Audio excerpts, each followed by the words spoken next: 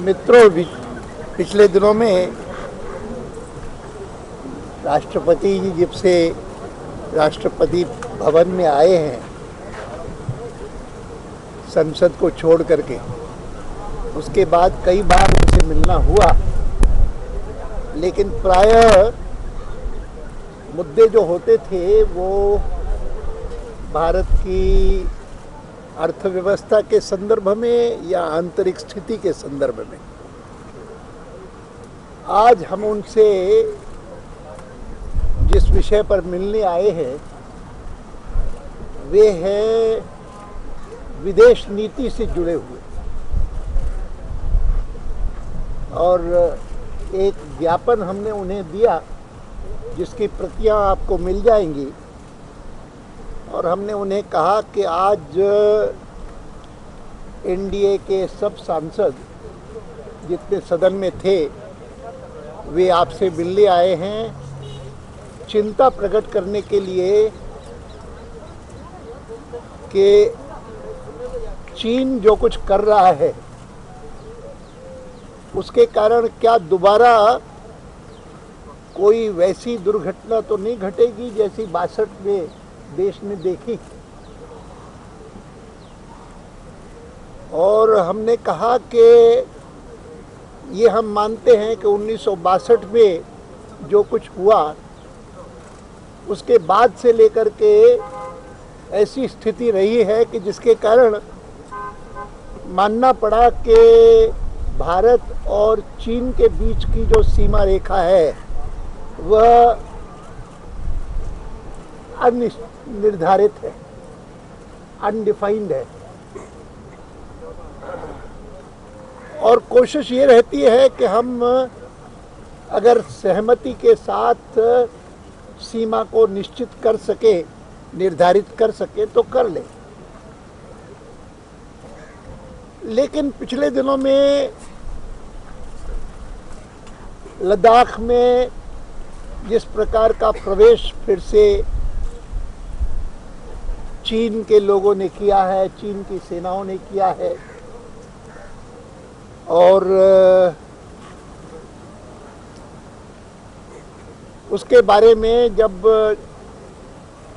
Media में, जनता में चिंता प्रकट की गई तो सरकार ने ये कहकर के उसको नज़रअंदाज करने की कोशिश की कि ये लोकलाइज्ड इश्यूज हैं, उनको बहुत ज़्यादा अहमियत देने की ज़रूरत नहीं। और इस प्रकार के बयान देख करके हमारे मन में चिंता होती है, क्योंकि हमको स्मरण है कि वो जो बहुत शर्मनाक हमला चीन का 1962 में हुआ था और जिसके कारण हमारी सेना को बुरी पराजय का सामना करना पड़ा था, उसका आरंभ भी इसी प्रकार की छोटी छोटी बातों से हुआ था। और उन छोटी छोटी बातों का, छोटे छोटे इंट्रूजन्स का के प्रति उदासीनता दिखाने के कारण ही वह स्थिति पैदा हुई थी।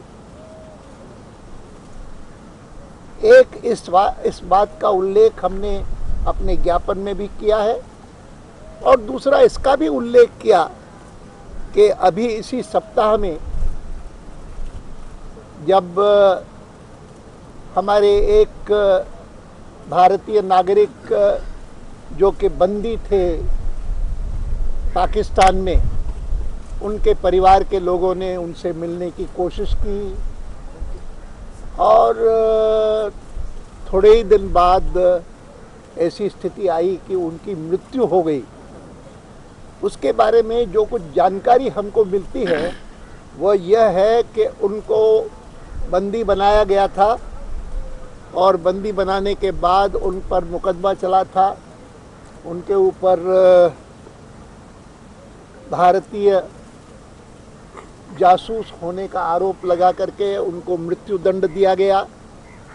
बाद में मृत्यु दंड को भी कम्यूट करके आजीवन कारावास कर दिया गया, और वह आजीवन कारावास का जो भी समय है वह पूरा हो चुका था या होने वाला था, और उसकी रिहाई होने वाली थी। या रिहाई का समय हो चुका था, उसके बाद उनको रोके रखा गया इस उद्देश्य से कि अगर जो आतंकवादी भारत में गिरफ्तार हुए हैं उनको मृत्यु दंड देने की बात सरकार करेगा तो हम उसको टलवाने के लिए इनका उपयोग करेंगे हॉस्टेज के नाते, सरबजीत सिंह का। और इसी दौरान में उनके ऊपर हमला हुआ और हमला करने के बाद उनकी मृत्यु हो गई। और परसों जब ये खबर यहाँ पर भारत में आई तो सारे देश में हाहाकार मचा कि हमारे भारतीय नागरिक को इस प्रकार से मार दिया गया और भारत सरकार ने उसके बारे में जितनी चिंता करनी चाहिए थी वो चिंता कभी नहीं की। यहाँ तक कि यह बात भी जो मैंने आपके सामने अभी कही है, कल रात्रि को यहाँ के एक टेलीविज़न चैनल पर एक पाकिस्तानी बैरिस्टर ने विस्तार से ये कही।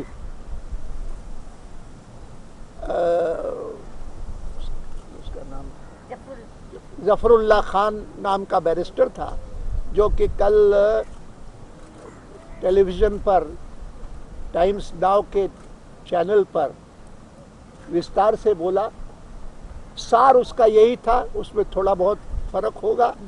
हमारी जो जानकारी थी, जिस जानकारी के आधार पर आज का एनडीए का ज्ञापन हमने राष्ट्रपति को दिया है, उसका उससे संबंध नहीं, लेकिन उसका वक्तव्य कल सुन करके तो लगा कि हमारी जो जानकारी है उसकी एक प्रकार से उन्होंने पुष्टि की।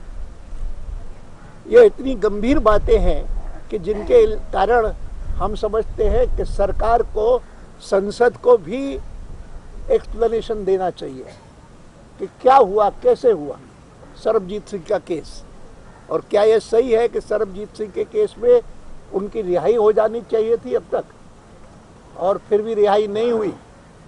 सरकार ने इसके बारे में क्या किया, ये हम उनके साथ जानना चाहेंगे। राष्ट्रपति जी से तो हमने निवेदन किया कि इन दोनों बातों के बारे में वे सरकार को, प्रधानमंत्री को उचित सलाह दें और सावधानी बरतने की उनको हिदायत करें। उन्होंने माना कि मैं बात करूंगा, मैं प्रधानमंत्री को संविधान के अनुरूप जितना भी उचित होगा मैं कहूंगा और उनसे अपेक्षा करूंगा कि वो देश का समाधान करें इस मामले में। मित्रों, आज मुझे खुशी है कि एनडीए के जितने सदस्य थे, क्योंकि तय कल ही हुआ कि हम कि राष्ट्रपति से मिलने का कल ही तय हुआ और सुषमा जी ने उनसे समय मांगा। आज हमने उनके प्रति आभार प्रकट किया कि उन्होंने इतने शॉर्ट नोटिस पर हमको तुरंत समय दिया और हम यहाँ पर 88 सांसद दोनों सदनों के मिलने के लिए आए उनसे, और जितनी बातचीत हुई वो मैंने आपके सामने रखी।